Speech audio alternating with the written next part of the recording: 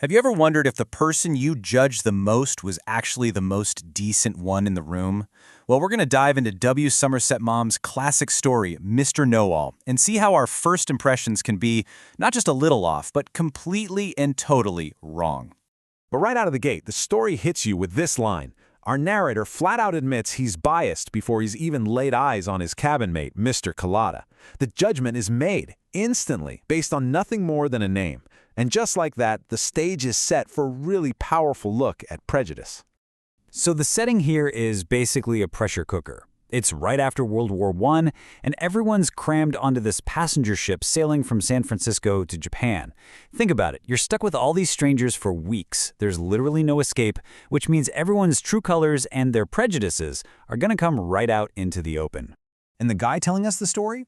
He thinks he's the definition of a proper British gentleman. You know the type. A bit of a snob, super reserved, and he's got this mental checklist of how people are supposed to act. If you don't fit into his little box, you're judged and dismissed. End of story. And here's where we get this total clash of worlds. On one side, you have the narrator's ideal person. Quiet, formal, probably named Smith or Jones. And on the other side, you have Max Collada. He's loud, he's chatty, and he gets slapped with this label, Levantine, which the narrator basically uses as an insult to paint him as some kind of outsider.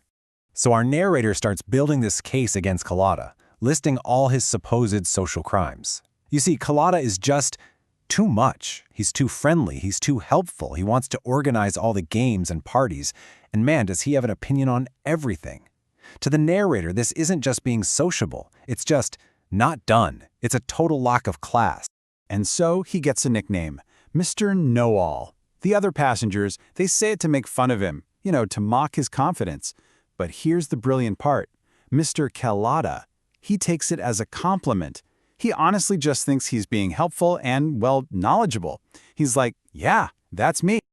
Okay, so all this quiet tension that's been building and building, it's about to explode. And the place where it all goes down is the doctor's dinner table, which is basically the most exclusive, high-status spot you could be on the whole ship. The whole thing kicks off over, of all things, pearls. Specifically, these new cultured pearls from Japan. Mr. Collada, being Mr. Collada, is holding court, claiming he's an expert. This really gets under the skin of another guy at the table, a very self-important American diplomat named Mr. Ramsay, who decides he's going to call him out. So Ramsay points to this pearl necklace his wife is wearing and pretty much sneers, saying it's a cheap fake he bought for just $18. He is absolutely baiting Mr. Know-All, just daring him to start an argument. Uh-oh, Ramsay picked the wrong fight with the wrong guy. Turns out, Collada is actually in the pearl business. He just laughs and says that necklace isn't just real. It's an incredible piece, worth at least $15,000, maybe even more. A huge difference. And this is where it gets real. A bet is made. $100, which was a massive amount of money back then, on whether the pearls are real or fake. Now, Mr. Know-All's entire reputation is on the line. But then something strange happens. Mrs. Ramsay, who's been super quiet this whole time, suddenly tries to stop the bet. And her excuse is kind of weird. She says you can't bet on a sure thing. Now, wait a minute. That's the first big red flag. Why is she so desperate to stop her husband from winning what he thinks is easy money? All right, this is it, the moment of truth. The necklace is unclasped and handed over to Mr. Collada. The entire table goes silent. Everyone is just watching. Collada takes out his magnifying glass, takes a look, and this huge smile of pure triumph just spreads across his face. He knows he's right. He's about to call out Mr. Ramsay, win the $100, and prove to everyone that he really is Mr. Know-All.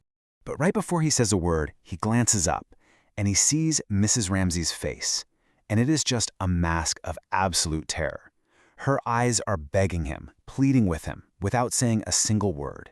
And in that one look, everything changes. What he does next is just shocking. You can see him struggling for a second. Then he looks Mr. Ramsay dead in the eye and says the two words that change everything.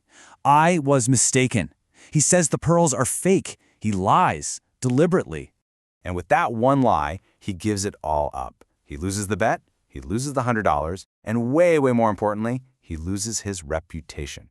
The whole ship just erupts in laughter. The great Mr. Know-All was finally, publicly wrong. So as you can imagine, the story of Collada's epic failure spreads across the ship like wildfire. But the next morning, back in the cabin, our narrator sees the last piece of this puzzle click into place. An envelope gets quietly slipped under their door. It's addressed to Collada in these anonymous block letters. He opens it. And what's inside? Not a note. Just a single, crisp $100 bill. Mrs. Ramsey returned the money he lost. And that confirms everything. When the narrator asks him if the pearls were real after all, Collada gives this very clever, cryptic answer. He doesn't spell it out, but the message is crystal clear. The pearls were a very expensive gift from a lover Mrs. Ramsey had while she was in New York for a year by herself. Collada saved her reputation and maybe even her marriage by sacrificing his own. So let's step back. What does this all really mean? This story is an absolute masterclass in forcing us to challenge our own biases. It makes you completely rethink what it actually means to be a gentleman. At its heart, the whole story is about prejudice. Plain and simple. The narrator decided to hate Collada from the word go because of stereotypes about his name and how he looked. He judged the book by its cover, and as we all saw, he couldn't have been more wrong. And the story is just layered with these fantastic symbols. The pearls themselves are the perfect metaphor for appearance versus reality. They look fake, but they're incredibly valuable. The luggage labels are like the stereotypes we stick on people. And the ultimate irony? The loud, vulgar Mr. Collada turns out to be the only real gentleman on board, while the so-called respectable Ramseys are actually the cruel and deceitful ones. And that leaves us with one final, really provocative question. The narrator, the guy whose prejudiced eyes we see this whole story through, he's never given a name.